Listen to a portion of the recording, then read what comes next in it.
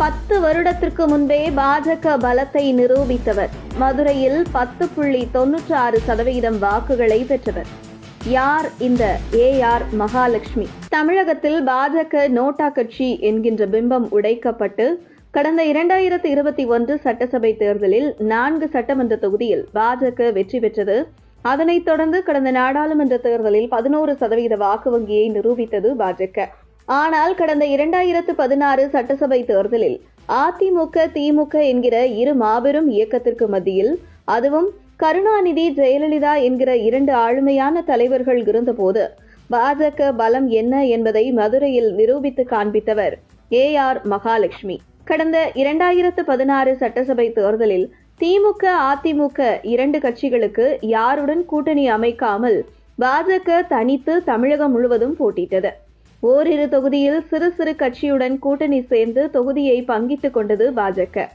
அந்த தேர்தலில் அதிமுக, திமுக இடையிலான நேரடி போட்டிக்கு மத்தியில் மதுரை தெற்கு தொகுதியில் பாஜக சார்பில் போட்டியிட்ட AR மகாலட்சுமி சுமார் 10.96% வாக்குகளை பெற்று மதுரையில் பாஜக இன்று விருட்சமாக மலர்வதற்கு அன்று விதையாக இருந்தது 2016 சட்டசபை தேர்தலில் AR மகாலட்சுமி பெற்ற 10.96% வாக்குகள்.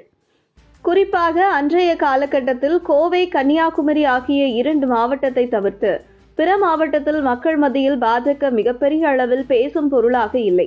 பொதுவாக வாஜ்பாய் பிரதமராக இருந்தபோது இது வாஜ்பாய் கட்சி என்பார்கள். மோடி பிரதமரான பின்பு இது மோடி கட்சி என்பார்கள். அதை தாண்டி இந்த கட்சி பெயர் பாஜக, இந்த கட்சியின் சின்னம் தாமரை என்றெல்லாம் தமிழகத்தில் பல பகுதிகளில் தற்பொழுது உள்ளது போன்று பட்டி தொட்டி எங்கும் பாஜக இந்த அளவுக்கு மிகப்பெரிய வளர்ச்சியடையவில்லை. இப்படிப்பட்ட ஒரு சூழலில், அதுவும் கருணாநிதி, ஜெயலலிதா இருவரும் தலைவர்கள் இருக்கும் போதே மதுரை தெற்கு தொகுதியில் பாஜக வேட்பாளராக போட்டியிட்டு AR மகாலட்சுமி 10.96% வாக்குகளை அன்று அவ்வளவு எளிதாக அவர் பெறவில்லை. குறிப்பாக தொடர்ந்து அவர் இருக்கும் தெற்கு தொகுதியில் ஒவ்வொரு வருடமும் அவருடைய சொந்த பணத்தில் தன்னுடைய பிறந்த நாளன்று வழங்கும் நலத்திட்டம் அவரை அந்த பகுதி மக்கள் மத்தியில் அடையாளப்படுத்தியது. பாஜக என்கிற கட்சியையும் கொண்டு சேர்க்க உதவியது. மேலும் மதுரையின் அடையாளம் என சொல்லக்கூடிய சித்திரை திருவிழாவை பாஜகவை வளர்க்க மிக சாதுரியமாக பயன்படுத்தி கொண்டார் AR மகாலட்சுமி. ஒவ்வொரு வருடம் மதுரை சித்திரை திருவிழாவின் போது தன்னுடைய சொந்த பணத்தில் சித்திரை திருவிழாவில் பங்கேற்ற மக்களுக்கு லட்சக்கணக்கான விசிறியை அன்பளிப்பாக கொடுத்து வந்தார். வருகிறார் AR மகாலட்சுமி. குறிப்பாக இந்த விசிறியில் தான் ட்விஸ்டே இருக்கிறது. அதாவது அந்த விசிறியில் தாமரை சின்னம், AR மகாலட்சுமி உட்பட பாஜக தலைவர்கள் படம் பொறிக்கப்பட்டிருக்கும். சித்திரை வெயிலில் அழகரை காண கூடியிருக்கும் மக்களுக்கு இந்த விசிறியை பயனாக இருந்தது மட்டுமில்லாமல் லட்சக்கணக்கான மக்களிடம் பாஜக சின்னத்தையும் பாஜக கட்சியையும் கொண்டு சேர்க்க காரணமாக இருக்கும் விசிறியை மக்களுக்கு அன்பளிப்பாக தொடர்ந்து கொடுத்து வருகிறார்.